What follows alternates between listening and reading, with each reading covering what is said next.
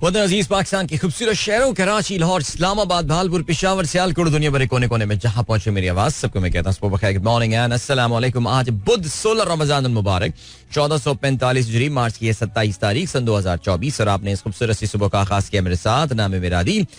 Sunrise show में मेरा और आपका साथ हमेशा की तरह सुबह के 9 बजे तक। बहुत सारी इन्फॉर्मेशन, बहुत सारी बातें, आपकी पसंद के म्यूजिक, आप लोग के मैसेजेस लेकर अदील एक बार फिर से आपकी खिदमत में हाजिर। उम्मीद करता हूं सब खैरियत से होंगे, सुबह का आगाज अच्छा हुआ होगा और आप लोगों का वीक भी अच्छा गुजर रहा होगा। अच्छा bright and sunny morning here in Karachi, warm morning as well. लेकिन सुबह जैसी भी हो, सुबह बहरहाल सुबह होती है और रमजान की सुबह की तो क्या, अच्छा नहीं सर डायलॉग बाजी में है ना, रमजान की सुबह जो है ना वो जरा मुश्किल होती है लोगों के लिए। मुझे पता है कि लोगों के ना सुबह से ही जरा मूड जो है ना वो खराब होना शुरू हो जाता है, बिकॉज 3-4 घंटे सोए हुए जो है वो लोग सहरी के लिए उठ जाते हैं। जो ये ख्याल नहीं आता लोगों को जल्दी सो जाया करो रात को भाई, ताकि सहरी के बाद मूड तुम्हारा अच्छा रहे। लेकिन नहीं जी, कम सोएंगे रात में, फिर सहरी के लिए उठ जाएंगे और फिर बीच में अब कंट्री में तो लोगों के पास फिर भी थोड़े से ना 1.5 घंटा ऐसी कोई टाइम होता है, 2 घंटा के आप सो सकते हैं सहरी के बाद। कराची में बड़ी प्रॉब्लम होती है ना, आप नमाज पढ़कर जब तक आए तो उस वक्त तक अराउंड 6-6:15 हो चुका है। मेरे जैसे लोगों के लिए तो फिर तो पॉसिबल ही नहीं है कि वो सो पाए। सो जैसे कि मैंने बताया, सुबह का वो टाइम जो होता है वो बड़ा अच्छा इंटरेस्टिंग लर्निंग का टाइम होता है। अगर उस 45 मिनट या 1 घंटे को ठीक से इस्तेमाल मैं कर सकूं, मैं अपनी बात कर रहा हूं। लेकिन खैर चलें जी, प्रोग्राम में अगर आपको पार्टिसिपेट करना है आप मुझे ट्वीट कर सकते हैं with the hashtag sunrise with Adeel. इसके अलावा आप हमारा जो फेसबुक कम्युनिटी पेज है the Sunrisers community of Adeel Azhar, वहां पे जाकर भी अपना पैगाम हमें पोस्ट कर सकते हैं। लेकिन अभी यहाँ पे मैं जरा एक मैसेज अपना रख दूं, मैं अपना एक मैसेज लगा दूं, उसके बाद आप उसके नीचे कमेंट्स में जो है वो जवाब लिख सकते हैं या अपना मैसेज छोड़ सकते हैं, ताकि चीजें जरा थोड़ी सी मेरे लिए ऑर्गेनाइज रहें। चलें जी, 7:15 हो चुके हैं, एक कमर्शियल ब्रेक है, उसके बाद इफ्तार टाइम चेक है, तो तकरीबन कोई 2 मिनट के बाद मैं आपकी खिदमत में जो है वो एक बार फिर से हाजिर होऊंगा। और इन द मीन वाइल जरा मैं अपने सोशल मीडिया पेजेस वगैरह वे सब लॉग इन कर लूँ। बहुत जबरदस्त बातें आज होने वाली हैं प्रोग्राम में, एहतियात और संभाल के जरा करेंगे। लेकिन what an explosive evening that was yesterday. चलें जी, मिलते हैं आपसे थोड़ी देर बाद। Don't go anywhere and keep listening. Welcome back guys, एक बार फिर से खुशामदीद। सनराइज शो में अदील की आवाज आप तक पहुंच रही है। गुड मॉर्निंग दोस्तों ने प्रोग्राम अभी ट्यून इन किया और हैश सनराइज विद अदील पे आप लोगों के मैसेजेस जो है वो भी अभी हम देखते हैं। जावेद साहब ने हमें ट्वीट किया आज 4:45 बजे और कहते हैं solar panels becoming obsolete, a 70% cheaper alternative is coming. Very nice. वैसे सोलर पैनल जो है ना वो वैसे ही काफी सस्ते हो गए हैं और अभी 2 अमीर लोगों के दरमियान में गुफ्तगू सुन रहा था जिसमें वो जिन्होंने अपनी छतों पे सोलर पैनल लगाए हुए थे, एक ने थोड़ा सा पहले लगाया था और एक ने जो है वो अभी थोड़े दिनों पहले लगाया था, और दोनों आपस में ये बात कर रहे थे, यार देख तूने जल्दी लगा दिया है, तुझे पता है अब तो उसकी कीमतें आधे से भी कम हो गई हैं।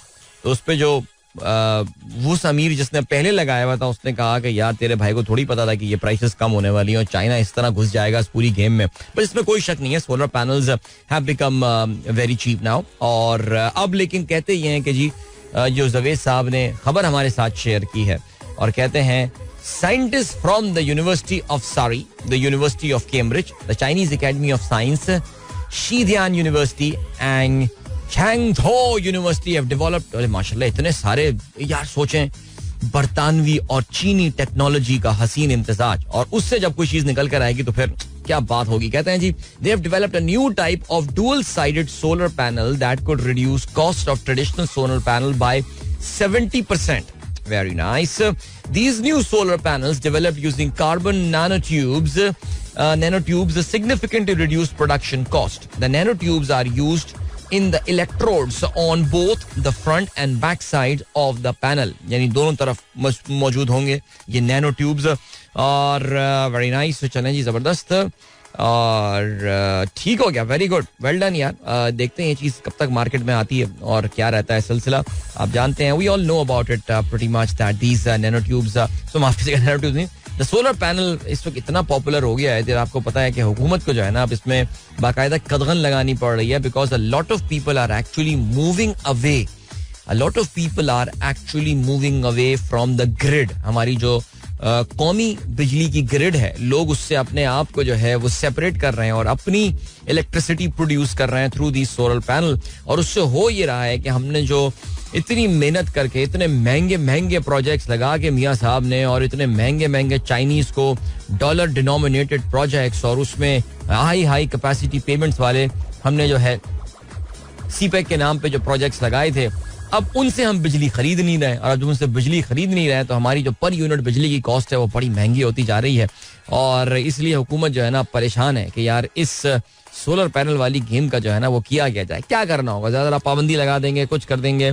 नेट मीटरिंग पे जो अब तो रेट आपको पता है वो भी काफी अब अनअट्रैक्टिव किए जा रहे हैं. सो ये है सिलसिला. बट बहरहाल I think solar is an idea whose time has come and let's see कि अब सरकार की अपनी घटिया पॉलिसियों की वजह से आवाम को जो है वो नेचुरली सफर करना पड़ेगा इसमें भी. चले जी आगे बढ़ते हैं. जवेद साहब ने खबर भी शेयर, यार कल आपने देखी वीडियो, वो आपने इन्होंने खबर शेयर की है लेकिन कल I'm श्योर आप लोगों ने इसकी वीडियो भी देखी होगी. ये बॉल्टिमोर ब्रिज जो है वो यार वो हुआ ये कि एक शिप जो है, कंटेनर शिप जो है वो बॉल्टिमोर के ब्रिज से टकरा गया. यार देखने में ऐसा लग रहा था जैसे पता नहीं कोई बच्चों का एक छोटी सी कश्ती है जो जाके एक टॉय ब्रिज से टकरा गई. जिस तरह ये ब्रिज कोलैप्स हुआ in few seconds, my God. कहते ये हैं कि भाई इस पूरे मामलात में जो है वो तकरीबन 6 people आर प्रिज्यूम डेड, यानी 6 बंदे हैं जिनके बारे में ख्याल किया जा रहा है कि जिनकी गाड़ियां ऊपर से गुजर रही होंगी बेचारों की. उन्होंने सोचा भी नहीं होगा यार what is going to hit them. और basically the name of this ship is Dali और it is 289 meter long container ship. और कहते ये हैं कि जी at the very start of a 27-day journey from the port of Baltimore to Sri Lanka. और इस पूरी शिप के जो आपको पता है कि जो क्रू था वो पूरा का पूरा इंडियन क्रू था बाय द वे. और हुआ ये कि जी ये शिप जो है ये अपने वो हुआ ये इट लॉस्ट द पावर, उसकी जो पावर है वो उसने खो दी. और पावर खोने की वजह से इट स्ट्रेज ऑफ कोर्स, यानी वो अपना जो उसका रास्ता था जिससे शिप को जाना था वो उससे रास्ते से हट गया.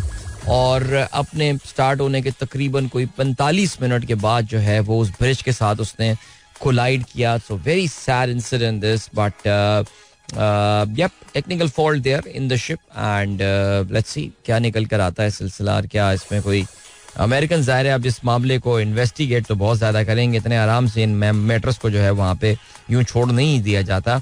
बट लेट्स सी क्या होता है. चलें जी और क्या सीन है. इसके अलावा एमी अली साहब कहते हैं इकबाल भाई जमात इस्लामी की क्या कहते हैं भाई, अगरचे बुत हैं जमात की आस्तीनों में, मुझे है हुक्म अज़ान ला इलाहा इल्लल्लाह.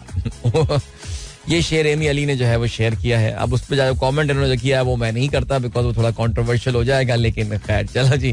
रियाजुर रहमान साहब कहते हैं मलेशिया में began a renewed search for its flight MH370. The minister said on its 10th anniversary of disappearance. The flight carrying 227 passengers and 12 crew members disappeared on a night flight from KL to Beijing in March 2014. Aviation की तारीख की सबसे बड़ी mystery, what happened to the flight MH370. और इसमें ज़ाहिर है आप लोगों ने आई एम श्योर कि अब तक काफ़ी सारे लोगों ने वो डॉक्यूमेंट्री भी देख ली होगी जो कि नेटफ्लिक्स पे अवेलेबल है. इस हवाले से मलेशियन गवर्नमेंट ये कहती है कि वो एक बार फिर से इसकी इंक्वायरी जो है वो शुरू करेगी. डॉक्यूमेंट्री जो नेटफ्लिक्स में थी इसमें डिफरेंट थियोरीज जो हैं वो बताई गई हैं कि क्या हुआ हो सकता होगा, क्या हुआ होगा. डिफरेंट लोग जो वो डिफरेंट थियोरीज लेकर आए. इसमें तो कुछ कंस्पिरेसी थियोरीज थी, कोई रूस का रोल बता रहा है तो कोई अमेरिका का रोल बता रहा है और क्या हो रहा है सिलसिला. लेकिन वाकई आई मीन ऐसे ही कोई जहाज इस तरह सफाए हस्ती से तो चलें बिल्कुल जिसे कहते हैं leaving no trace at all, गायब हो जाए. रियली हार्ड टू बिलीव यार. It must have been a massive cover up for sure. इसके अलावा almost a year ago on 15th of April 2023 the war between the Sudanese army forces and the paramilitary rapid support forces began. 11 months later Khartoum has been drained of almost half of its population. Riazur Rahman साहब ने aviation के अलावा भी आज हमें कोई tweet किया और ये बड़ी अफसोसनाक बात है. आप जानते हैं सूडान में, जो वैसे ही उनकी एक ज़माने में डारफूर की सिविल वॉर हुआ करती थी. By the way Sudan, I think वहाँ पे बहुत बड़ी तादाद में ऑयल जो है वो डिस्कवर हुआ था. वो डारफूर रीजन में भी था जाहिर है, लेकिन डारफूर को फिर उन्होंने आज़ादी दे दी थी. और फिर उसके बाद जिसको फिर नॉट डारफूर को आज़ादी दी थी, इनफैक्ट सदर्न सूडान को उन्होंने आज़ादी दी थी. सदर्न सूडान जो है वहाँ पर भी अपनी सिविल वॉर चलती रही. और ये जो नॉर्दर्न सूडान है, जो बाकी मानदा सूडान था, वहां पे भी आप जानते हैं कि जो रैपिड सपोर्ट फोर्स थी, which was a para military force, उनकी और मुल्क की फौज के दरमियान जो है वो सिविल वॉर छिड़ गई. और उसका जो है आप जानते हैं कि मुल्क को बड़ा नुकसान हुआ है. और बिल्कुल वहां पे भी एक एनार्की सी सूरत हाल है. और कहते हैं कि जो कैपिटल है Khartoum, just half of the population is left there. I mean, I knew so many Pakistanis who were living there, working for various banks mostly. और वो भी किस तरह खार्तूम से भागने में कामयाब हुए हैं. Very sad situation going on there. All right जी, फ़हीम अली खान साहब ने सूरह हज़रत यूसुफ की दुआ हमारे साथ शेयर की है. ए आसमान और ज़मीन के पैदा करने वाले, तू दुनिया और आखिरत में मेरा वली, मेरा दोस्त और कारसाज है. तू मुझे इस्लाम की हालत में फौत करा और नेकों में मिला दे. ये बेसिकली सूरह यूसुफ की आयत नंबर 101 है. थैंक यू सो मच, जज़ाकल्लाह माय फ्रेंड. इसके अलावा आप कहते हैं, could you please explain this, how much do DISCOs want to suck this nation. DISCOs request 2.77 trillion tariff adjustment for 2024-25. अच्छा देखिए, अब आप डिस्कोस पे काफी गुस्से में हैं मेरे ख्याल से, लेकिन डिस्कोस क्या होती हैं? डिस्ट्रीब्यूशन कंपनीज होती हैं. पाकिस्तान में सिवाय एक डिस्ट्रीब्यूशन कंपनी के तमाम डिस्ट्रीब्यूशन कंपनियां जो हैं वो सरकारी इदारे हैं. और के इलेक्ट्रिक अपनी नौयत की एक वाहिद कंपनी है जिसको काफ़ी साल पहले प्राइवेटाइज कर दिया गया था. काश ये तरीका, ये फार्मूला पाकिस्तान की बाकी डिस्कोस में भी फॉलो किया जाता तो यकीन जानिए पाकिस्तान का जो इलेक्ट्रिसिटी का क्राइसिस है वो इस वक्त इतना बड़ा नहीं होता. सो अब ये डिस्कोस आपको पता है कि टैरिफ एडजस्टमेंट की मद में ये पैसे मांग रही हैं. और इसमें कुछ प्रॉब्लम्स जो हैं वो ऐसी हैं जो कि जिस पे उनका कंट्रोल नहीं है. मुल्क की ओवरऑल जो इलेक्ट्रिसिटी के इशूज़ हैं, पावर के इशूज़ हैं, और कुछ चीज़ें ऐसी हैं जिसमें इनका अपना कंट्रोल है. मसलन इलेक्ट्रिसिटी थेफ्ट की अगर आप बात करें तो उसमें बहुत बड़ा फैक्टर आता है कि भाई आप लोकल लेवल पे क्या काम कर रहे हैं. आप अगर थेफ्ट का नंबर पढ़ें तो आपके जो कहते हैं ना अंगुष्ठ बदंदौ हो जाते हैं कि ये जो हेस्को के बाज़ एरियाज़ हैं, जो Hyderabad electric supply corporation Sindh का एक सर्टन हिस्सा है, कुछ सर्टन लोग हैं जो कि समझते ही नहीं हैं कि उनसे बिल जो है वो रिकवर किया जा सकता है. जिस तरह आज चीमा साहब समझते हैं कि उनके बच्चों की एब्सेंस के दौरान उनसे जो है स्कूल फी रिकवर नहीं की जा सकती, इस तरह सिंध के बहुत सारे लोग हैं, बहुत सारे वडेरे हैं, पाकिस्तान के बड़े सरदार हैं, जागीरदार हैं, जो कि ये समझते हैं कि बिजली का बिल देना जो है वो बेसिकली बिल देने के लिए पैदा ही नहीं हुए हैं. तो चोरी की बिजली होती है, इस्तेमाल करते हैं. और ज़ाहिर है इतने पावरफुल लोग हैं कि कोई भी सरकारी इदारा जुर्रत भी नहीं कर सकता कि इनसे बिजली के बिल जो है एक्सट्रैक्ट किए जाएं. इसलिए ये बातें की जाती हैं कि इन इदारों को अब जो है ना वो प्राइवेटाइज कर देना चाहिए. ये ज़्यादातर सरकारी या वफाकी हुकूमत की मिल्कियत में इदारे होते हैं. और अभी हाल ही में फ़हीम ये आइडिया आया था सामने कि इन इदारों को जो है वो प्रोविंसेस को पकड़ा दिया जाए. अच्छा, ये एक बहुत ही कोई फजूल किस्म का आइडिया है and that is not going to solve the problem. मसलन ये है कि अगर आप हेस्को को सिंध गवर्नमेंट को दे देंगे तो फिर तो वहां पे क्या होने वाला है ये बात आप सोच सकते हैं कि फिर जो थेफ्ट रेट्स हैं वो कहां से कहां पहुंच जाएंगे. चलें जी आगे बढ़ते हैं. और क्या सीन है, ब्रेक की जानिब जा रहे हैं हम, लेकिन ज़ीशान बेग साहब कहते हैं world theatre day is an international observance celebrated on 27th of March. It was initiated in 1961 by the International Theatre Institute. All right, so today is the World Theatre Day. और आपने कुछ तस्वीरें भी share की हैं पाकिस्तान के मशहूर theatre artist Umar शरीफ साहब की, उनके बराबर में सिकंदर सनम खड़े हुए हैं. इसके अलावा मोइन अख्तर साहब की जो है वो भी तस्वीर है. और उसके अलावा कोई एक बर्गर बच्चों का थिएटर जो है उसकी भी तस्वीर कुछ लगी हुई मुझे नजर आ रही है. ये मुझे नहीं पता कौन सा थिएटर यहाँ पे हो रहा है, लेकिन फिर भी यार थिएटर का सीन पाकिस्तान में अच्छा ऑन हुआ था बीच में, अभी भी चल रहा है, लेकिन अभी थोड़ा सा मुझे लग रहा है कि मामला थोड़े से सुकून में आ गए, वरना बीच में काफी सारे थिएटर्स जो है वो होने लगे थे यहाँ पे. अभी आपको हम लिए चलते हैं ब्रेक की जानिब, मिलेंगे आपसे इस ब्रेक के बाद. Don't go anywhere and keep listening. All right, that was Sajad Ali and Fariha Parvez Jhulelal from Coke Studios. Of course, 7:40 good 41 in fact. Good morning ये दोस्तों ने प्रोग्राम अभी शेयर किया है. And then ज़ीशान बेग साहब कहते हैं today on the 25th of March was the death anniversary of Kamal Nasir, Pakistan television Pakistani journalist at PTV, having the honor of being Pakistan's first female news presenter and anchor. Her mother Mohini Hamid AK Aapa was also the first Pakistani radio broadcaster, anchor and actress. जी हाँ बिल्कुल, एक बड़ा ही कमल नसीर साहबा एक बहुत ही known face Pakistan की media का, PTV का खास तौर से, और साथ साथ रेडियो से भी वाबस्ता रही, बल्कि मेरे ख्याल से आई थिंक अपनी उम्र के आखिरी हिस्से तक का जो है वो सुनो FM से वाबस्ता थी, और वहाँ का एक प्रोग्राम जो है वो उसमें या तो होस्ट करती थी या उसमें बाकायदा रेगुलर मेहमान की हैसियत से आया करती थी. अल्लाह ताला मग़फ़िरत फरमाए, आमीन. Thank you so much doctor साहब, आपने इन लोगों को जो है वो याद रखा. जरीन अवान साहब क्या कहते हैं, इंडोनेशिया की करेंसी हमसे बहुत कमज़ोर है और डॉलर भी वहाँ महंगा है, लेकिन इंडोनेशिया ज़्यादा खुशहाल है. देखिए ये जो ये हमारी एक बहुत बड़ी गलतफहमी है कि हम जब करेंसी की वैल्यू देखते हैं तो फिर हम ये कहते हैं कि यार ये करेंसी तो बहुत कमज़ोर है और ये मुल्क तो बहुत पीछे होगा, तो इस लिहाज से जापान को तो बहुत पीछे होना चाहिए. इसका इन चीज़ों से कोई ताल्लुक नहीं होता. किसी भी इंडोनेशियन रुपया की अगर आपने बात की तो आपको आई थिंक $1 के कई हज़ार इंडोनेशियन रुपया जो है वो मिल जाएगा. इसका हरगिज़ ये मतलब नहीं है कि इंडोनेशिया की इकोनॉमी जो है वो वीक है. इनफैक्ट इंडोनेशिया की economy has been doing really well. पिछले कोई एक डेकेड में उन्होंने बड़ा कंसिस्टेंट ग्रोथ वगैरह except for the COVID days उन्होंने जो है वो दिखाई है. और बल्कि जो इनके अभी प्रेसिडेंट अपना टर्म पूरा करके जो है वो गए हैं, जोको विदोदो, वो बड़े पॉपुलर थे बिकॉज उनके दौर में इंडोनेशिया की इकोनॉमी ने जो है वो बड़ा ज़बरदस्त ग्रोथ जो है वो शो की है. सो ये होता ही है कि बाज़ मुल्कों की करेंसीज इसलिए आपको इतनी ज़्यादा गिरी हुई नज़र आती हैं बिकॉज कहीं ना कहीं उनकी हिस्ट्री में किसी ना किसी टाइम पे they went through a very high inflationary phase, यानी किसी न किसी टाइम पे उनकी तारीख में अफरात ज़र जो है वो काफ़ी शदीद या बहुत ज़्यादा था, जिसकी वजह से वन टाइम में उनकी करेंसी जो है वो गिर गई थी. लेकिन फिर वो उसके बाद मेंटेन कर रहे होते हैं. आई मीन उन हुकूमतों के पास ये भी ऑप्शन होती है कि यार वो करेंसी के नोट से 2 जीरो हटा दें.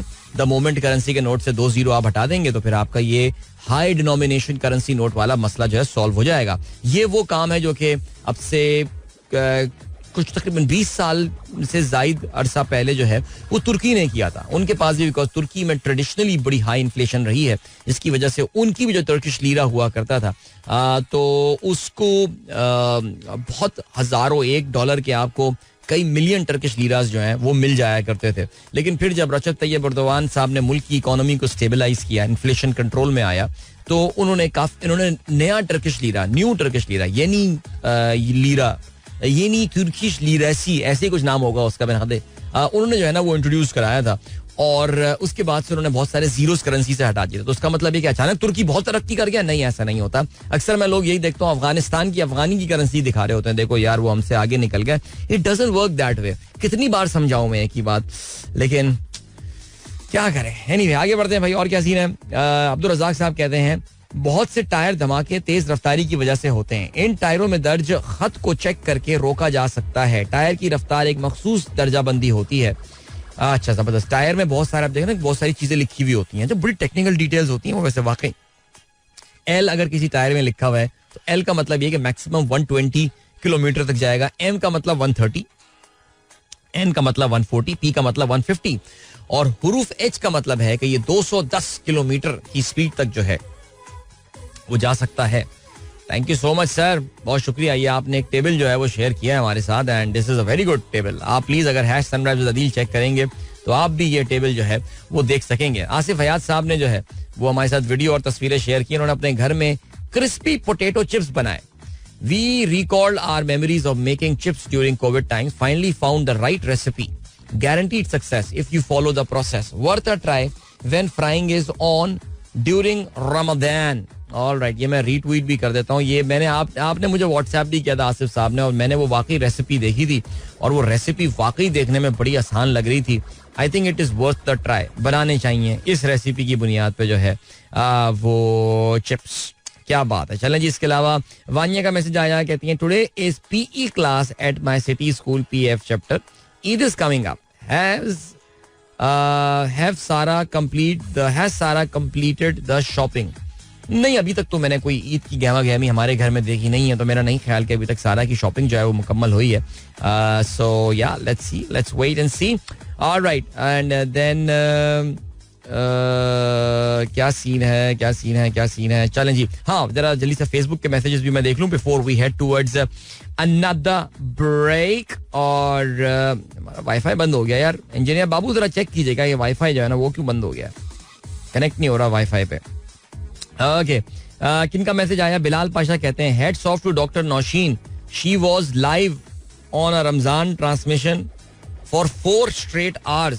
वाओ मैन, 4 घंटे ट्रांसमिशन में होना टेलीविजन में आसान नहीं होता. But I am pretty sure मशहूर हमारे टीवी होस्ट और हमारे मेरा एफएम के कॉलीग साहिल लोधी साहब के प्रोग्राम में जो है वो वहां पर मौजूद थी. इससे पहले मेट्रो न्यूज में भी नजर. डॉक्टर नौशीन आजकल बहुत नजर आ रही हैं रमजान के प्रोग्रामों में.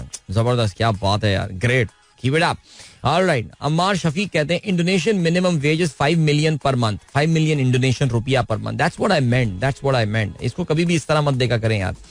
तभी आपको पता है ना कि जीडीपी पर कैपिटा मेजर करने का जो ज्यादा बेहतर तरीका कार होता है वो परचेसिंग पावर पैरिटी वाला मेथड होता है. अच्छा जी, इफ्तिखारुल हसन न्याजी कहते हैं भाई you are super inspirational. Okay, DEI के लिए out of the box idea and blockage of X. अच्छा चलें जी. ओके, उमर जफर कहते हैं what kind of budget are you expecting under IMF. I am expecting a very dangerous kind of budget यार. वो बहुत ही चीखें निकाल देने वाला बजट आने वाला है. हसन आमिर खान कहते हैं अच्छा नहीं, मोहतशिम अहमद की जैसे अदील अंकल को गुड मॉर्निंग, थैंक यू. इसके अलावा this is Kunwar Mohammad Hamza.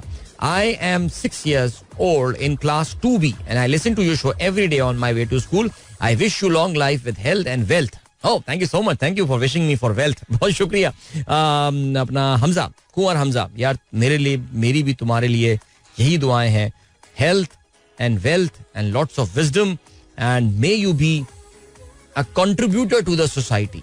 All right. Bilal Pasha कहते हैं हेड्स. अच्छा, बिलाल पाशा का 2 दफा मैसेज पढ़ूं, क्या करूं मैं. चलें जी.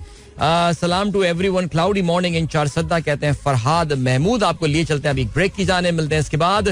Don't go anywhere and keep listening. Here we go. Welcome back guys, एक बार फिर से आपको खुशामदीद कहते हैं. यार अच्छा खासा चल रहा था सुबह से ट्विटर, लेकिन फिर उसके बाद जो है वो बंद हो गया. समझ में नहीं आई बात मुझे. वो शायद मेरा ख्याल से कुछ ट्वीट्स करवाने थे, वो करवा देने के बाद जो है आई थिंक अब दोबारा ट्विटर जो है वो बंद कर दिया गया है. सो लेट्स सी क्या होता है. नवीद मुनव्वर साहब कहते हैं my guess is Imran Khan will be out in a couple of months, another VONC and then Imran Khan plus Asif Zardari coalition. अच्छा, मेरे ख्याल से अगर आप आसिफ जरदारी के साथ इमरान खान के कोalition की बात कर रहे हैं तो फिर 2 चीजें नवीद साहब इससे निकल कर आती हैं कि या तो आप अब तक इमरान खान की सियासत को समझे नहीं हैं, या फिर इमरान खान जो है वो अपनी सियासत को तबाह करने के दर पे होंगे. Because the moment he shakes hand with Asif Ali Zardari, this would be the end for Imran Khan. I mean this will be the end of whatever he stood for. और अगर आसिफ अली जरदारी इतनी सऊबतें बर्दाश्त करने के बाद और इतनी मुश्किलें बर्दाश्त करने के बाद, और आपको तो देखा ना कल जो जजेस ने बात की है कि जब जजेस के साथ ये हो रहा है तो सोचिए ये पाकिस्तान की सुपीरियर जुडिशरी है. तो फिर सोचिए कि आम सियासी कारकुनों के साथ क्या क्या हुआ होगा इन जेलों में. तो अगर ये चीज आप कहते हैं कि जी इतना कुछ होने के बाद भी जरदारी के साथ हाथ मिलाना है इमरान को, तो फिर तो मेरे ख्याल से आई थिंक इमरान खान ये कष्ट उठाते ही ना. ऐसे ही ठीक है जी, आगे बढ़ते हैं जी. जुल्फी कहते हैं with every passing day it seems like we are travelling to the past at an extremely high speed. अच्छा जी, बेसिकली चाइना में आप जानते हैं कि कल चाइना के हमारे में काम, चाइना की ताल्लुक रखने वाले 5 इंजीनियर्स जो हैं जो दासू डैम के प्रोजेक्ट में काम कर रहे हैं, उनको एक खुदकुश हमले का निशाना बनाया गया. और तकरीबन 2 साल के अंदर अंदर ये दूसरा चाइनीज पे खुदकुश हमला हुआ. इससे पहले last time Confucius institute Karachi में जो है वो 3 चाइनीज असातिज़ा को जो है वो टारगेट किया गया था. उसमें एक पाकिस्तानी भी जो है मारा गया था. कल भी यही हुआ है. 5 Chinese have been murdered there. और रोजाना की बुनियाद पे पाकिस्तान में जो है वो एक दहशतगर्दी की बड़ी वारदातें जो है वो हो रही हैं. तो जुल्फी की इस बात से मैं अग्री करता हूँ कि जरदारी प्रेसिडेंट हैं, दहशतगर्दी के वाकयात एक बार फिर से आ गया. मैं ऑफकोर्स इन दोनों वाकयात को हरगिज लिंक नहीं कर रहा, मैं सिर्फ बता रहा हूँ कि कोई बड़ा ही इत्तेफाक है ये. लेकिन बस एक फर्क है कि यार कम से कम उस वक्त हमारी क्रिकेट टीम थोड़ी बेहतर हुआ करती थी, इस वक्त तो वो भी खराब है. So things are pretty bad, I am sorry to say. और even I think economy was आज से शायद 11-12 साल पहले इससे तो बेहतर ही थी जो इस वक्त जो है ये लोग छोड़ के गए हैं पीडीएम वाले. So but it is very sad यार. क्या मुंह दिखाएंगे चाइना को. दुनिया में सिर्फ एक ही मुल्क है जो कि पाकिस्तान में इन्वेस्टमेंट करने में जो है ना वो थोड़ा इंटरेस्ट रखता है. बाकी उसके अलावा तो किसी मुल्क को आपको पता है तो कोई और मुल्क तो कोई इंटरेस्टेड है ही नहीं. पाकिस्तान को देखने को भी तैयार नहीं है इस वक्त. सो क्या कह सकते हैं. आज तमाम अखबारात में जो शह सुर्खी है, जो बड़ी खबर है वो यही है. डॉन का ये कहना है China seeks answer after engineers killed in Bisham. Suicide bomber rams into the bus on Karakoram highway. Work on Dasu dam suspended. PM says enemies design will not succeed. Army blames foreign element. I mean बिल्कुल यही बातें पिछले कोई 15 साल से ही हम सुन रहे हैं. इसमें बैरूनी हाल मुलव्वस है. वन सेकेंडली दहशतगर्दों को कामयाब नहीं होने दिया जाएगा. वो कामयाब हो रहे हैं रोजाना की. अभी तो हाँ अभी वाला बयान भी तो आएगा, कमर तोड़ने वाला बयान भी अभी आएगा, आप देखिएगा. आगे बढ़ते हैं जी. Cabinet member visit Chinese embassy to offer condolences. US says no country should suffer from acts of terror. चलें जी, यही जो है खबर आज एक्सप्रेस में है और यही खबर जो है वो जंग में भी है. आगे बढ़ते हैं जनाबे वाला. दूसरी कल की बड़ी खबर, कल रात में बॉम्ब शेल जिसे कहना चाहिए कि एक जो है वो एक लेटर जो है वो मंजर आम पर आया. इस्लामाबाद हाई कोर्ट के 8 में से 6 जजेस की जानिब से जो है वो सुप्रीम जुडिशल काउंसिल को एक लेटर लिखा गया है जिसमें उन्होंने ये एडवाइस मांगी है कि ऐसे टाइम पे कि अगर सुप्रीम कोर्ट माफ कीजिएगा सुपीरियर जुडिशरी के जजेस जो हैं वो अंडर प्रेशर हो फ्रॉम द इंटेलिजेंस एजेंसीज, उनके फैसलों पे दखल अंदाजी और मुदाखलत हो रही हो, तो इस मामले से कैसे निपटा जाए. उसके लिए उन्होंने ये आपने देखा भी होगा एक बड़ा तफसीली खत बना के लिखा है. 6 जजेस के उस पर सिग्नेचर्स भी हुए हुए हैं. और कल जो खबर थी हमें पता नहीं था कि व्हाट वाज कुकिंग. अगर आपको याद हो तो कल इमरान खान साहब की जो दोपहर में साइफर के हवाले से केस की हेयरिंग होनी थी, वो हेयरिंग शुरू होते ही चीफ जस्टिस साहब तो अच्छा पता चला कि जो चीफ जस्टिस इस्लामाबाद कोर्ट में है ही नहीं मौजूद और जो दूसरे जज वहां पर मौजूद थे जस्टिस मियां गुल हसन औरंगजेब, उन्होंने ये बात बोली कि भाई हम माजरत चाहते हैं, हमारे चीफ जस्टिस साहब को जो है वो सुप्रीम कोर्ट तलब कर लिया गया है और सुप्रीम कोर्ट तलब करने की वजह से आज ये बेंच कंप्लीट नहीं हो पा रहा, तो they are going to compensate for it tomorrow. यानी आज एक साइफर की जो अपील है उसकी मैराथन हियरिंग होनी है. तो अब अंदाजा ये हुआ, पता ये चला कि जी ये आमिर फारूक साहब जो हैं वो सुप्रीम कोर्ट में मौजूद इसलिए थे बिकॉज जजेस जो हैं उनका खत ज़ाहिर है वहाँ पे पहुँच गया था और उनसे गालिबन कुछ सलाह मशवरा करने, चीफ जस्टिस से मुलाकात करने उनको वहाँ बुला लिया गया था, काजी फैजीसा से मुलाकात करने. ज़ाहिर है उस मीटिंग के हवाले से जो है वो कुछ खबरें भी गर्दिश कर रही हैं कि उस मीटिंग के खदो खाल क्या थे और वहाँ पे कौन कौन लोग मौजूद थे. सो बहरहाल जी डॉन का लिखना है इस्लामाबाद हाई कोर्ट जजेस detail present meddling in the letter to supreme judicial council, claim bugs found in जजेस home, recount torture of colleagues relative. I mean seriously, अगर आपने वाकई वो खत नहीं पढ़ा तो मेरी दरख्वास्त होगी कि वो जरा खत पढ़ें आप लोग एक बार और आपको अंदाजा होगा कि इस वक्त सिचुएशन जो है ना वो इस वक्त मुल्क में है क्या. एक्सप्रेस ने इस खबर को अपने सफ़ा अव्वल पर जो है वो ऑफ कोर्स जगह दी है. और दूसरी जानिब मैं देख रहा हूँ, ओ माय गॉड ये क्या हो गया. नहीं मैं मुझसे कोई गलती हो रही है, एक सेकेंड, मुझसे कोई गलती हुई है बिकॉज जंग के सफ़ा अव्वल पे मुझे ये खबर क्यों नजर नहीं आ रही है. हाँ जंग के सफ़ा अव्वल में ये खबर ही नहीं है. कमाल हो गया यार, जिससे आपको अंदाजा होता है कि दे आर नॉट प्रिपेयर्ड कि इसको कवर किस तरह किया जाए. आगे बढ़ते हैं जी, आगे बढ़ते हैं. ओके अरे एमक्यूएम के हवाले से खबर आई, बैक पेज में चेक कर रहा था. एमक्यूएम का क्या लिखना है. मुतासिब सिंध हुकूमत ने कराची को डाकुओं की जन्नत बना दिया, वजीर आला हाउस के घेराव का ऐलान. होए कराची को दरून सिंध के पुलिस के ये देखें जी, ये खुदा की कसम किस लेवल की मुनाफकत है. अभी इन्होंने जरदारी साहब को प्रेसिडेंट का वोट दिया और अब जो है पीपल्स पार्टी के खिलाफ चीफ मिनिस्टर हाउस का धरना करने वाले हैं, घेराव करने वाले हैं एमक्यूएम पाकिस्तान वाले. यार कमाल हो गया यार. चलें जी यार, मैं ऑनेस्टली मैंने जंग अखबार पूरा फ्रंट पेज चेक किया and I am quite surprise man कि इसमें आज उन्होंने इतनी बड़ी पाकिस्तान की जुडिशल हिस्ट्री की एक अनप्रेसिडेंटेड वाकया हुआ है और जंग के फ्रंट पेज पे जो है वो ये खबर मौजूद ही नहीं है. अच्छा जी, उनकी क्या खबर मौजूद है? IMF का जदीद ट्रैक एंड ट्रेस सिस्टम पर अदम एतमाद, मुकम्मल इतलाक का मुतालबा है. तो जब ट्रैक एंड ट्रेस सिस्टम पर अदम एतमाद है तो फिर इसका मुकम्मल इतलाक का ये मुतालबा क्यों कर रहे हैं?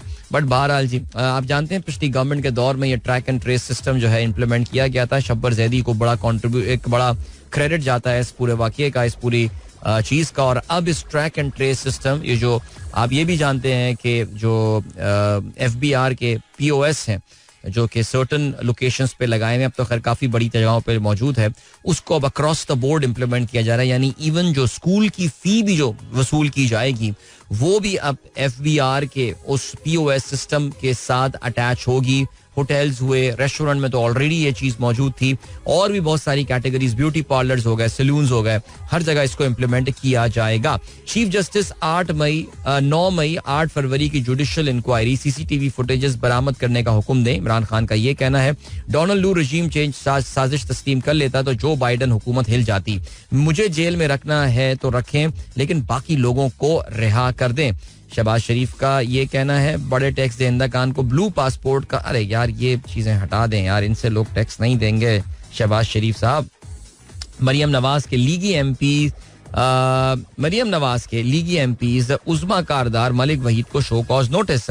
वजीर आला ने उज़्मा कारदार की ज्वेलरी चोरी के मामले पर सख्त नोटिस ले लिया. ये उज़्मा कारदार वही है ना जिसके हाथ में वो हलवा पूरी खा रही थी और वो उनके हाथ में तेल लगा हुआ था, बल्कि घी का लगा हुआ होगा, असली घी के खाते होंगे हलवा पूरियां भी ये लोग. तो वो मरियम ने अपना हाथ जो हटा, मैं खास वही खातून है जो पहले शायद PTI में होती थी. अच्छा जी, परवेज इलाही, मोनस और सनम जावेद को इलेक्शन लड़ने की इजाजत. एपलेट ट्राइब्यूनल ने महफूज फैसला सुना दिया. परवेज इलाही PP 32 और मोनस 158 से उम्मीदवार होंगे. टाइम चेक और कमर्शियल ब्रेक की जानिब आपको लिए चलते हैं. मिलते हैं आपसे इसके बाद खेलों की खबरों के साथ. So don't go anywhere and keep listening. Welcome back guys, एक बार फिर से खुशामदीद. This is the Sunrise Show with me Adil and good morning. इन दोस्तों ने प्रोग्राम ट्यून इन किया. प्रोग्राम में अगर आप भी हिस्सा लेना चाहते हैं तो फिर आप मुझे ट्वीट कर सकते हैं with the hashtag Sunrise with Adil. और इस तरह हमारे बाकी फेसबुक के जो दोस्त हैं जो फेसबुक पे राब्ता करना चाहते हैं वो हमारी फेसबुक कम्युनिटी पे मैसेज कर रहे हैं. और उस कम्युनिटी का नाम जस्ट इन केस आपको नहीं पता, the sunrise community of Adeel Azhar है. उसमें मैंने अपना मैसेज जो है वो डाल दिया है एंड मैंने लिख दिया है, please post your message for the 27 March 2024 show below. और उसमें लोग जो है वो आप लोग का मैसेजेस कर रहे हैं. So thank you so much तमाम दोस्तों का बहुत बहुत शुक्रिया. एंड अभी क्या करते हैं, अभी हम ये करते हैं कि अभी खेलों के हवाले से बात करते हैं. भाई कल रात गए फुटबॉल मैच पाकिस्तान का हुआ वर्ल्ड कप क्वालिफिकेशन का, और हमने जॉर्डन से दरख्वास्त की थी please be kind to us, but the Jordanians were not kind to us at all because Pakistan lost that game 7-0. Pakistan को उस मैच में 7-0 से शिकस्त हुई.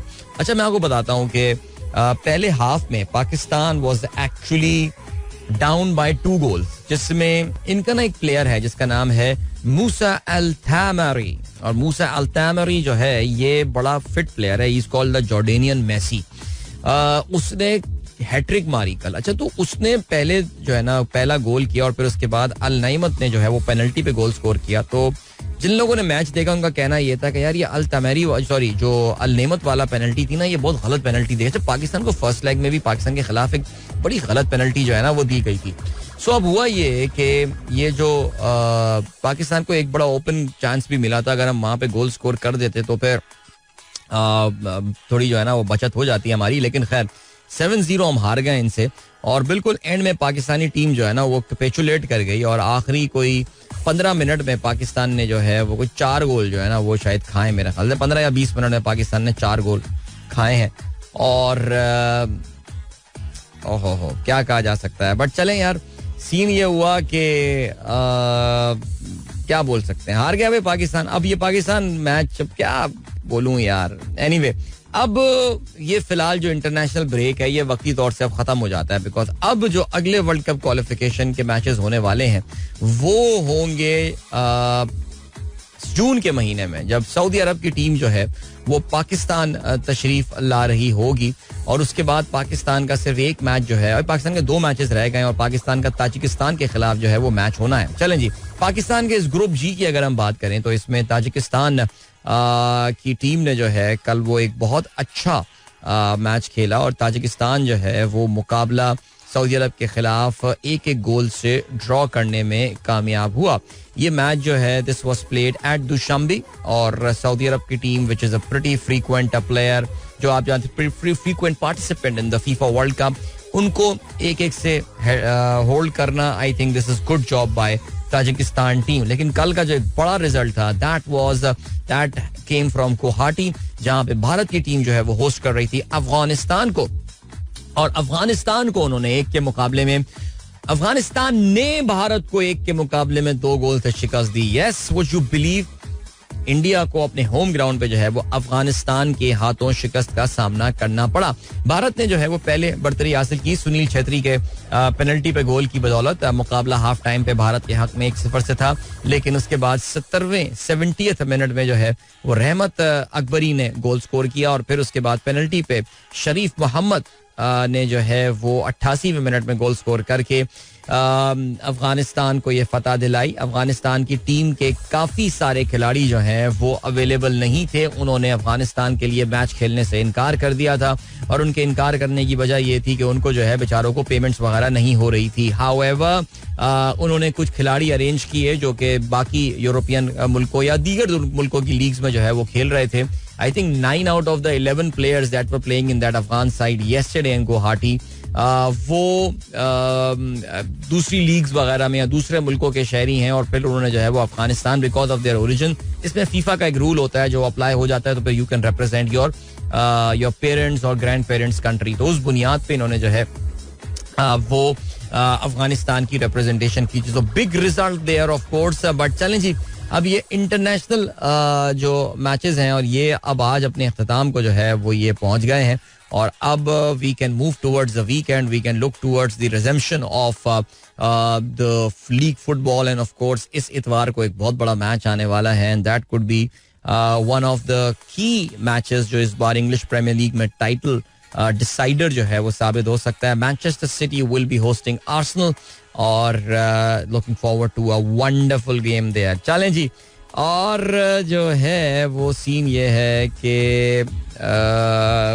हम जरा कुछ बात कर लेते हैं. अब क्रिकेट के हवाले से भी फुटबॉल का काफी जिक्र हो गया. अच्छा जी, पाकिस्तान क्रिकेट टीम का जो कंडीशनिंग कैंप है वो शुरू हो चुका है, या फिटनेस कैंप है वो पाकिस्तान मिलिट्री एकेडमी काकूल में जो है वो शुरू हो चुका है. और आज जो है वो इनको मेरे ख्याल से सुबह सुबह उठा के इनकी जो है वो एक्सरसाइज और वर्जिश वगैरह शुरू हो गई होगी. कल तस्वीरें आई थी, सारे खिलाड़ी हमारे बड़े खुश लग रहे थे. एबटाबाद की पुरफिजा हवाओं में जो है, ये कहना चाहिए नहीं पुरफिजा कि पुरफिजा मकाम होता है, हवाएं नहीं होती. पुरफिजा मकाम में जो है वो काफी खुश नजर आ रहे थे. लेकिन जाहिर है आज से उनकी ट्रेनिंग जो है वो शुरू होगी और मुझे नहीं पता सुबह इनके बाल भी काटे जाएंगे या क्या होगा. लेकिन खैर चलें जी, देखते हैं कि इस ट्रेनिंग के बाद क्या चीज जो है वो निकल कर आती है. लेकिन खैर चलें, आईसीसी की टीम के हवाले से बात करते हैं. उन्होंने पहले तो पाकिस्तान का कराची में दौरा किया और अब जो है वो ज़ाहिर लाहौर का भी उन्होंने दौरा किया. अब उसके बाद जो है वो इस्लामाबाद जा रहे होंगे, जहां पे वो आज रावलपिंडी के स्टेडियम का जो है वो अपना विजिट मुकम्मल करेंगे. आगे बढ़ते हैं जी, क्या सीन है. ऑस्ट्रेलिया ने अपने ऑस्ट्रेलियन समर के जो है वो क्रिकेट के प्रोग्राम का ऐलान कर दिया है और ऑस्ट्रेलिया के समर के इस क्रिकेट प्रोग्राम का पाकिस्तान एक बार फिर से हिस्सा है. पाकिस्तान नवंबर के महीने में ऑस्ट्रेलिया का दौरा कर रहा होगा, जहां पे 6 लिमिटेड ओवर मैचेस की सीरीज खेली जाएगी, जिसमें 3 T20 और 3 ODI मैचेस जो हैं वो शामिल हैं. 3 वनडे मैचेस 4 से 10 नवंबर तक मेलबर्न, एडिलेड और पर्थ में खेले जाएंगे और 14 से 18 नवंबर तक 3 T20 मैचेस की मेजबानी ब्रिस्बेन, सिडनी और होबार्ट कर रहे होंगे. और चलें जी, ये है सिलसिला. अभी कोई आपको पता है कि अगला जो अब टारगेट होगा पाकिस्तान के लिए, बिकॉज देखिए बाय द टाइम ये नवंबर आएगा तब तक आपको पता है कि वर्ल्ड कप T20 भी किस्सा पारीना जो है वो बन चुका होगा. लेकिन अगला जो टूर्नामेंट नेचुरली आने वाला है that is going to be the champions trophy of course, जिसके लिए ये तैयारियों का हिस्सा करार दिया जा सकता है, जो कि पाकिस्तान ऑफ कोर्स होस्ट कर रहा होगा इंशाल्लाह. सो लेट्स सी क्या होता है इसके हवाले से. आगे बढ़ते हैं जी. अब काफी हद तक ये बातें जो है वो सामने आ रही हैं कि बाबर आजम को जो है वो एक बार फिर से पाकिस्तान क्रिकेट टीम का कप्तान जो है वो बनाया जा सकता है. ताहम आपको पता है कि बाबर के बारे में कहा यही जा रहा है कि वो कुछ अश्योरेंसेस चाहते हैं before he can be made the captain once again. एक बार फिर से उन्हें कप्तानी सौंपी जाए. ज़ाहिर कुछ चीज़ों के हवाले से हो सकता है बाबर शायद खुश ना हो. इमाद वसीम की वापसी एक उसमें मैटर हो सकता है. मोहम्मद आमिर भी ये हो सकता है सिलसिला. और how will you handle Shaheen Shah Afridi right now, because देखिए जी बात बड़ी सिंपल है और वो ये है कि आपने अभी तक शाहीन शाह अफरीदी को बहुत ज्यादा टाइम दिया नहीं है as the captain of Pakistan cricket team. He hasn't really captain the side for a long time. लेकिन लेट्स सी क्या रहता है सिलसिला. मेरा ये ख्याल है कि वर्ल्ड कप तक शायद ये करने की कुछ जरूरत है नहीं, लेकिन व्हाट टू डू जनाब. आगे बढ़ते हैं और क्या सिलसिला है. अच्छा जी, कोहली का मद्दा मैदान में दाखिल, पांव छूते वक्त पकड़ा गया. आए हाय हाय. ओके यार, और क्या सीन है. कोहली वर्ल्ड कप से कबल अपने गेम प्लान को मजीद बेहतर बनाने लगे. यार ये जो है ना विराट कोहली, खैर चलें, आपको पता है आईपीएल इस वक्त चल रहा है. आप में से कुछ लोग आईपीएल देख रहे हो और आई मीन मुझे समझ में नहीं आती बात. हमारे कुछ क्रिकेट के जर्नलिस्ट हैं या स्पोर्ट्स के जर्नलिस्ट हैं, वो एक बहुत ही घटिया पोस्ट लगाते हैं. लिटरली मेरा तो दिल चाह रहा था कि कल एक जर्नलिस्ट को मैं ब्लॉक कर दूं ये पोस्ट देख के कि बाबर आजम अगर आईपीएल खेल रहा होता तो कितने करोड़ उसको मिलते. अबे ये क्या सवाल है. ये बाबर आजम को क्यों आईपीएल खिलाएंगे, ये सवाल क्यों आ जाता है हमारी टाइमलाइंस पे. शाहीन शाह अफरीदी की आईपीएल में वर्थ क्या, वो आपको घास नहीं डाल रहा है. हमारे ये जर्नलिस्ट इंडियंस की सिर्फ एंगेजमेंट हासिल करने के लिए जो है ना वो इस तरह के ट्वीट्स करते रहते हैं. समझ में नहीं आता यार मुझे कुछ, क्या लोग हैं यार. बट खैर चलें जी, अभी आपको हम लिए चलते हैं कमर्शियल ब्रेक की जानिब. उसके बाद कोई कलाम वगैरह सुनेंगे और फिर वापस आके प्रोग्राम अपना कंटिन्यू करते हैं. Don't go anywhere and keep listening. Alright, that was Zari Buzzer with Husn Haqiqi from Coke Studio. Of course, 8:24 sunrise show में दिल की आवाज आप तक पहुंची. फराज कहते हैं, you mentioned about Singapore Air Force sticker book. I remember there was WWF Wildlife sticker book as well during the same time. Oh yes, there was WWF as well. WWF World Wildlife Fund for Nature वाली जो हुआ करती थी. And yeah, very nice. चलें जी, great. इसके अलावा डार्क्यूला का message आया है. दिल uncle, yesterday I read a very funny share. भाई भाई को डस रहा है, सांप खड़ा हंस रहा है. अच्छा शेर है. हसन शेख कहते हैं, sugar cane juice is the most delicious drink to have. However, many of you don't know it expires very fast. It expires after 15 minutes of its extraction. So drink it right after it is juiced. हाँ, ये बहुत important point है.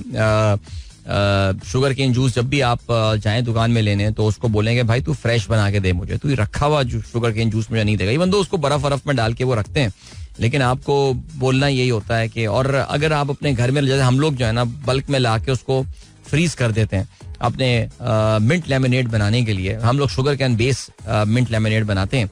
सो उसके लिए जो कहानी होती है वो यही होती है कि it should be the last item that you purchase. यानी when you are about to enter your home, आप घर करीब जाने वाले हैं, तो last item that you should buy should be the sugar cane juice.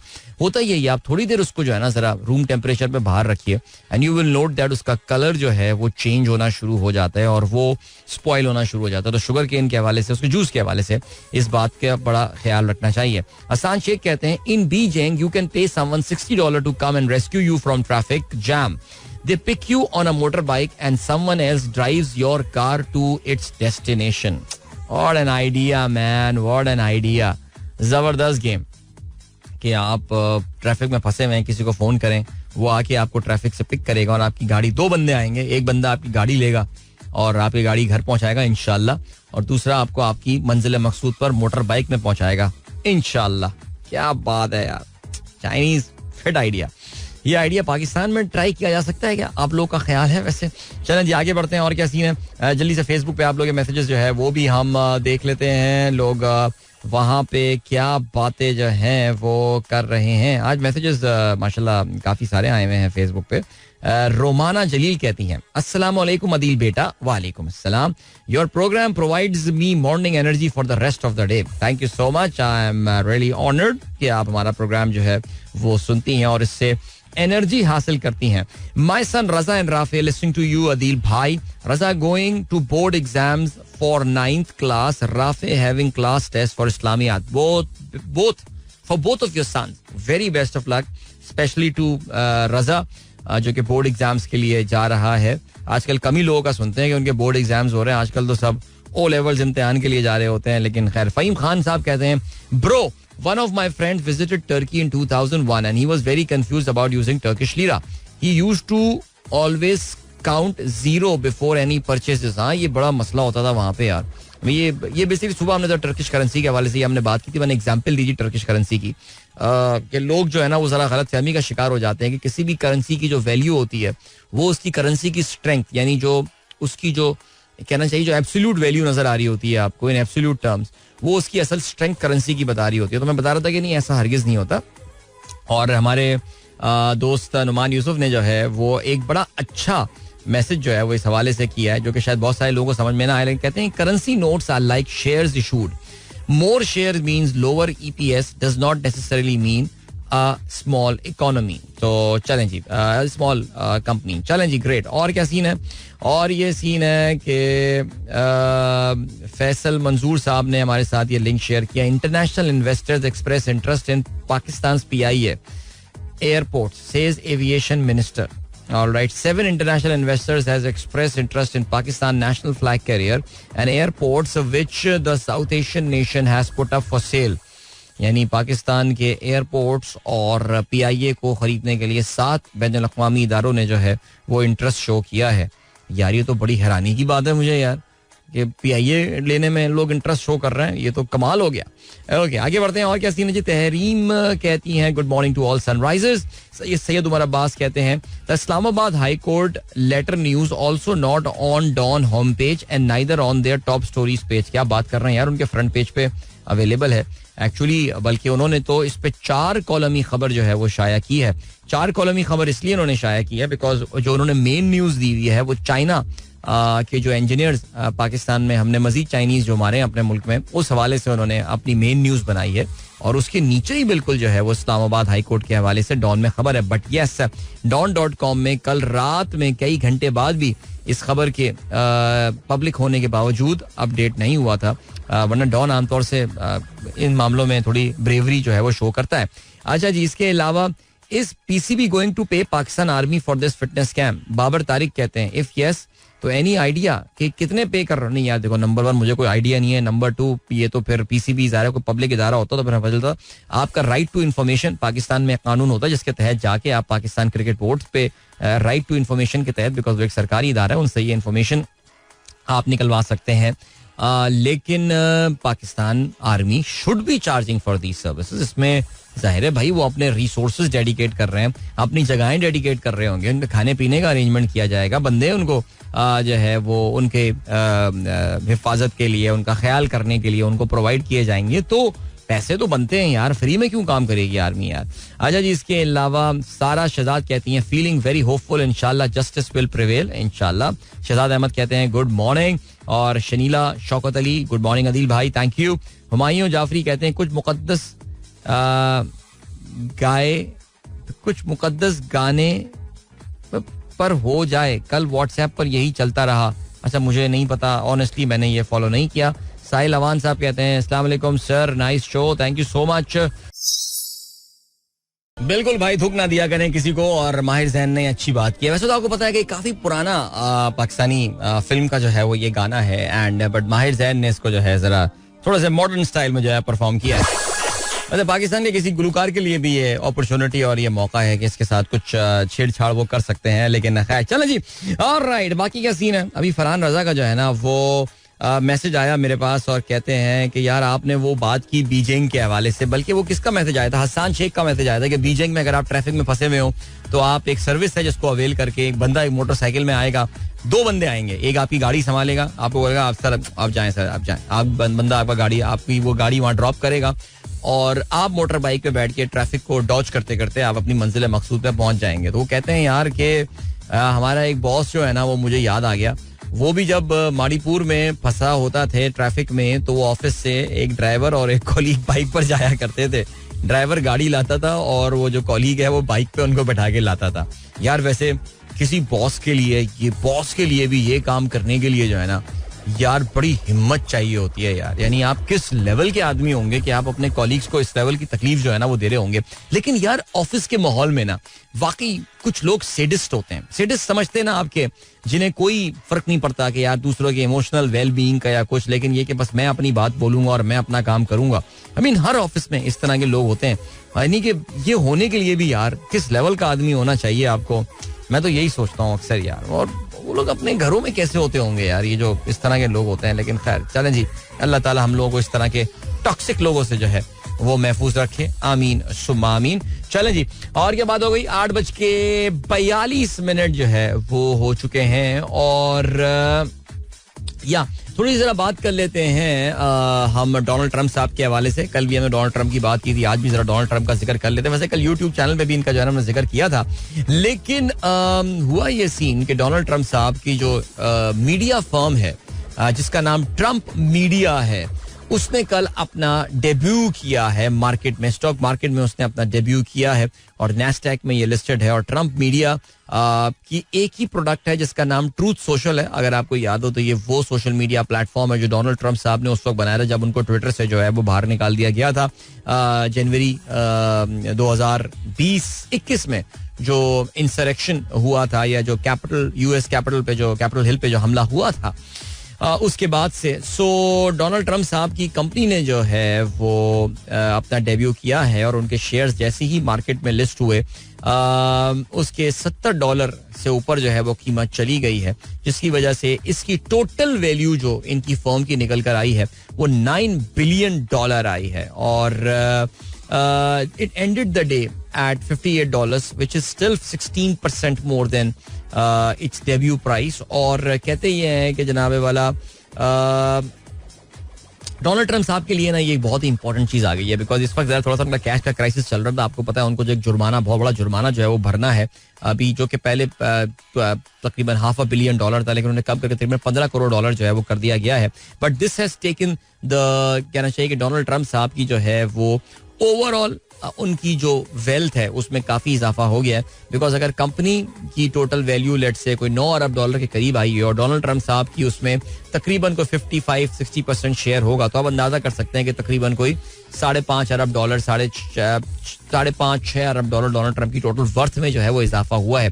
Forbes के मुताबिक डोनाल्ड ट्रंप की टोटल वर्थ है वो तकरीबन कोई $2.8 बिलियन है और उसमें जो है वो इसका इजाफा हुआ है. So that is very very good news for it. अच्छा जी, ये जो ट्रूथ सोशल इनकी एप्लीकेशन है, it has got 8.9 million accounts और ये अकाउंट ये बेसिकली 2022 में पब्लिक के लिए जो है वो अवेलेबल है. और कहते ये हैं कि जो इसका जो टोटल रेवेन्यू था साल का वो कोई तकरीबन कोई $4.5 मिलियन, $4.6 मिलियन के करीब था और उसने एक साल में तकरीबन कोई $5 करोड़ का नुकसान किया है. जाहिर है जी, ये एप्लीकेशन और ये सारी बातें, इनमें कोई नुकसान वगैरह की इतनी कहानी ज्यादा होती नहीं है फिलहाल, specially in the early stage पे अगर आप बात करें. लेकिन फिर भी डोनाल्ड ट्रंप साहब के लिए ये गेम अच्छी हो गई है. इनको पैसे वैसे मिल जाएंगे जरा स्टॉक मार्केट से. फिलहाल वो 6 महीने तक शेयर जो है ना वो उसके नहीं बेच सकते.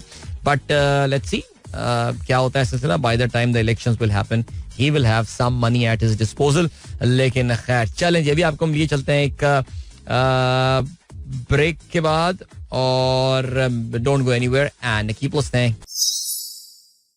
Welcome my guys, एक बार फिर से आपको खुशामदीद कहते हैं. This is the Sunrise Show with me Adil and good morning. इन दोस्तों ने प्रोग्राम अभी ट्यून इन किया है. इमरान अमीन कहते हैं government of Pakistan is taking over PIA's bank loans in shape of TFCs at flat 12%. Removing this from the books of PIA may be the reason the investors are attracted. देखिए वही बात बड़ी simple है और वो ये है कि इमरान, PIA अपनी इस वक्त जिस शक्ल में है उसमें तो कोई इसको खरीदेगा ही नहीं. जाहिर है आपको कुछ मैसिव लेवल की तब्दीलियां करनी पड़ेंगी, बल्कि सुनने में आता है कि खलीजी रियासतों की एक बहुत बड़ी एयरलाइन ने जो है वो इस शर्त पे PIA लेने का जो है वो इरादा जाहिर किया था कि अगर हुकूमत उसकी लायबिलिटीज जो है वो उसको ओन कर ले. अब आपने जो ये बात बताई है कि TFC टर्म फाइनेंस सर्टिफिकेट्स होते हैं एक तरह का, आप ये समझ लीजिएगा ये बॉन्ड ही होता है. तो what they are doing is that government जो है वो उसके जो PIA के जितने भी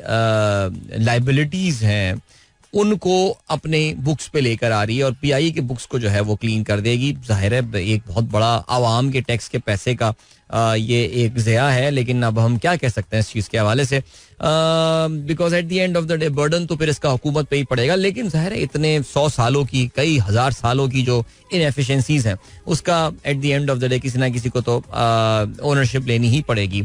But it is actually a very sad moment, honestly speaking. I mean, for someone who belongs to the PIA family and all, जिसका ताल्लुक PIA फैमिली से रहा है और उसने PIA के अपने ग्लोरी डेज की भी कुछ उसको याददाश्तें ज़रूर अपनी मेमोरी में कहीं ना कहीं मौजूद है और इन हालात में PIA को वो देखता है. लेकिन जाहिर है ये बात अब मेरे ख्याल से काफ़ी हद तक क्लियर हो चुकी थी कि सरकार के तो बस में नहीं है कि वो इस इदारे को फिलहाल चला सके. तो अब उसको वो प्राइवेटाइज कर रहे हैं. मैं ये भी देख रहा था, देयर वर सर्टेन कॉल्स जिसमें ये कहा जा रहा था कि जिस तरह इंडिया में एयर इंडिया को जो है वो टाटा ग्रुप ने खरीदा है, उसी तरह कोई पाकिस्तानी ग्रुप जो है वो सामने आके खरीद के PIA, ताकि पाकिस्तान की ओनरशिप इसकी जो है वो रहे. लेकिन मुझे लग ये रहा है कि बज़ाहिर शायद जो ख्याल है वो ये है कि बाहर का ही कोई ग्रुप जो है, खासतौर पर खलीजी रियासत से ही कोई ग्रुप जो है वो आके इस इदारे को खरीद सकता है. आप लोग जो स्टॉक एक्सचेंज की सूरत हाल वगैरह फॉलो कर रहे होते हैं, आपको पता है कि जो पाकिस्तान इंटरनेशनल एयरलाइन का शेयर है, इट हैज सीन क्रेजी, जिसे कहना चाहिए ना कि एकदम बिल्कुल क्रेजी किस्म की ग्रोथ जो है वो इस शेयर ने रीसेंट टाइम्स में देखी है. यानी क्योंकि ज़ाहिर है सबको इस बात का जो है वो अंदाजा था कि पाकिस्तान इंटरनेशनल एयरलाइंस अब प्राइवेटाइजेशन की नहज पर और प्राइवेटाइजेशन के बिल्कुल दहाने पर जो है वो पहुंच चुका है और इसके बारे में सारी पॉजिटिव खबरें जो हैं वो आ रही थी. तो इसके शेयर में बहुत ज़बरदस्त तेज़ी जो है वो देखने में आई. कल भी मेरे ख्याल से इसमें अपर लॉक लगा था.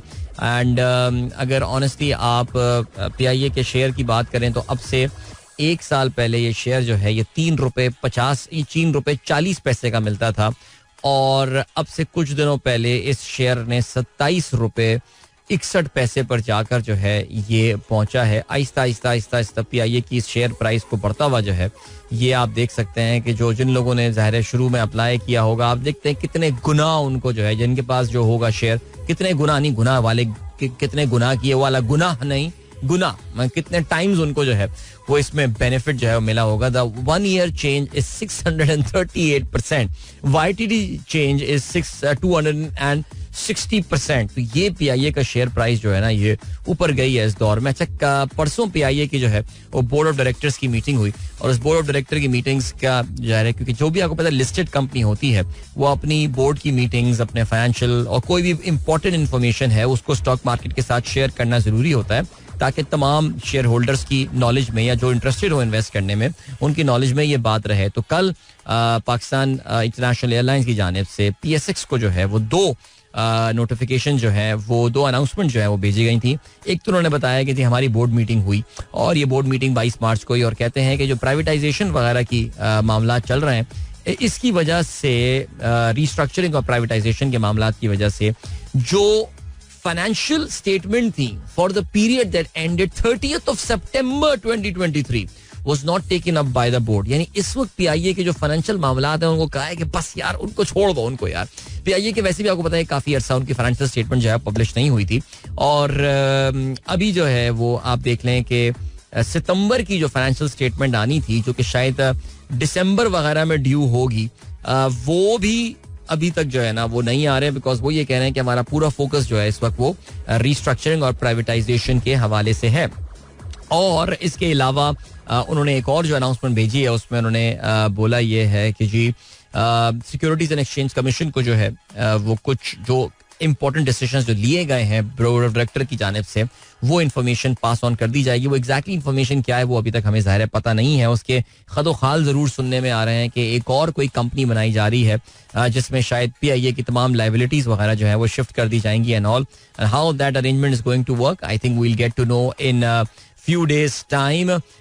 लेकिन एक चीज जो कंफर्म है और वो ये कि definitely I think amid all the previous plans and efforts and everything जो कि कोशिश की गई थी, ऐसा लग रहा है कि फाइनली ये प्राइवेटाइजेशन जो है अब वो हो जाएगी आने वाले कुछ महीनों की बात की जा रही है, यानी इस फिस्कल ईयर के एंड की बात की जा रही है. आप जानते हैं पाकिस्तान का फिस्कल ईयर 1 जुलाई से स्टार्ट होता है, तो अगला फिस्कल ईयर स्टार्ट होगा 1 जुलाई से, लेकिन उससे पहले ही जो है कोशिश की जाएगी अगले 2 महीने में या 3 महीने में जो है वो PIA को प्राइवेटाइज कर दिया जाए. So I think this is going to be a big news. और गालिबन इस गवर्नमेंट की, बल्कि ये जो PDM नाम के जो एक पूरा एक ग्रुप चलता आ रहा है, उसकी गालिबन सबसे अहम इम्पोर्टेंट अचीवमेंट जो है वो यही होगी. चलिए जी आगे बढ़ते हैं. और क्या सीन है. आसिफ फयाज साहब कहते हैं, boss regarding Indian elections and politics in general, what is your take that India is heading with the taking over of all economic system of democracy and institution, that is media, judiciary, opposition, all look crushed and crony capitalism is funding all this. We once idolized. Well देखिए India का जो हमारे यहाँ ज़ाहिर है हम बड़े ही Pakistanis के जहाँ तक ताल्लुक है इस वक्त वो we are in awe of India, वो AWE वाला जो ऑव होता है ना, यानी हम we are shocked looking at Indians development and progress. But I can tell you one thing for sure, India का अपने भी कोई इतने हालात इस लेवल के, हमें सिर्फ इकोनॉमिक्स के नंबर नजर आ रहे हैं, और इंडिया के economics number of course real terms में नॉमिनल टर्म्स में बड़े खूबसूरत दिख रहे होते हैं, but they have got their own set of problems. हाँ, प्रॉब्लम सिर्फ ये है कि हमारी अपनी प्रॉब्लम्स इतनी मिनिस्क्यूल लेवल की अब हो चुकी हैं, और हमारी अपनी प्रॉब्लम जो है ना वो इतनी बेसिक और फंडामेंटल लेवल की हो गई. जो हम सुबह ही बात कर रहे थे कि ऐसा लग रहा है कि इस मुल्क में जो है ना वो रिवर्स गियर ही लगा हुआ है. इंडिया ज़ाहिर आगे बढ़ा है, इकोनॉमी बढ़ी है, सब कुछ उनका हुआ है, लेकिन जिस तरह इंडिया में जो उनकी डेमोक्रेटिक वैल्यूज जो है वो जिस तरह क्रश हो रही हैं, जिस तरह आप देख रहे हैं कि हमें लग रहा था कि यार नरेंद्र मोदी को तो कोई चैलेंज ही नहीं है. तो जब आपको कोई इलेक्शन में चैलेंज नहीं होता तो फिर आप इस तरह बड़े बड़े लीडरान को जो है वो गिरफ्तार करते थोड़ी फिर रहे हैं कि आपने अरविंद केजरीवाल को जो है वो जी उठा लिया, the chief minister of Delhi, आपने उसको उठा लिया जी एक बहुत ही हल्के फुल्के से केस के ऊपर. एंड इंडिया में मीडिया पे जो कदगने हैं, यानी मीडिया वहां पे खुल के बात ही नहीं कर सकता, बड़े से बड़ा मामला आ जाए, लेकिन इंडियन मीडिया जो है वो चुप रहता है. And they are only portraying a beautiful picture of India for sure. And ज़ाहिर है आप ये भी जानते हैं कि international media is also very kind towards India. So उनको भी ऐसा लगता है कि बाकी सारी उनकी जो प्रॉब्लम्स हैं वो कुछ भी नहीं है, but the beautiful story India की जो है ना वो पेंट की जाए. बिकॉज यार ऑनेस्टली स्पीकिंग, मैं हमेशा, कल भी मैं कहीं बैठा हुआ था और एक इंडियन ओरिजिन खातून ही वहाँ पे बैठी हुई थी, और मेरा उनको ये कहना था कि यार देखो, रोना धोने वाली पाकिस्तानियों की बातें अपनी जगह, लेकिन India does get a preferential treatment. ये एक फैक्ट है यार. Pakistani Muslim origin guys going abroad, yes पहुंच जाते हैं आगे, कुछ पहुंच जाते हैं, कहीं ना कहीं जाके जो है ना वो फंसते हैं, और फिर वहां पे जो है ना वो जरा प्रेफरेंसेस किसी और को मिल जाती है. ये एक रियलिटी है. तो इस वजह से इंटरनेशनल मीडिया ने तमाम ये बातें अपनी आंखें बंद की हुई हैं, उनको सिर्फ वो glorified India shining and all ये स्टोरी नजर आ रही है. लेकिन मैं बार बार यही बात बोल रहा हूँ कि यार अगर इतने ही मोदी साहब कॉन्फिडेंट हैं इलेक्शन जीतने के हवाले से, then why is this nonsense. खोल दो मीडिया को यार, कर दो आजाद मीडिया को, बोलने दो उनको जो बात करनी है. You should be so confident about your performance. करने दो तमाम सियासतदानों को campaigns and all. I think the reality on ground is very different there as well. लेकिन बात यही है कि वो खबरें हमारे तक जो है ना वो ज़ाहिर पहुंचती नहीं है. ये जो growth Mukesh Ambani and all $100 million खर्च करते नजर आ रहे हैं यार, what percentage of India is this यार, what percentage do they represent. So there are good things to learn from them, no doubt about this. लेकिन खैर anyway, so this Indian election जो कि ऑफ कोर्स 19 अप्रैल से शुरू होने वाला है, it's gonna be a very interesting exercise. And इंशाल्लाह उस पे कुछ एक सीरीज पे मैं काम भी कर रहा हूँ, so you will see that on your screens pretty soon too. So इंशाल्लाह फिलहाल खैर वक्त आ गया आप लोगों से इजाजत दीजिए. अपना बहुत बहुत ख्याल रखिएगा. कल होती है आप लोगों से मुलाकात. Till then goodbye, God bless, अल्लाह हाफिज एंड पाकिस्तान जिंदाबाद. This is Mira FM 107.4.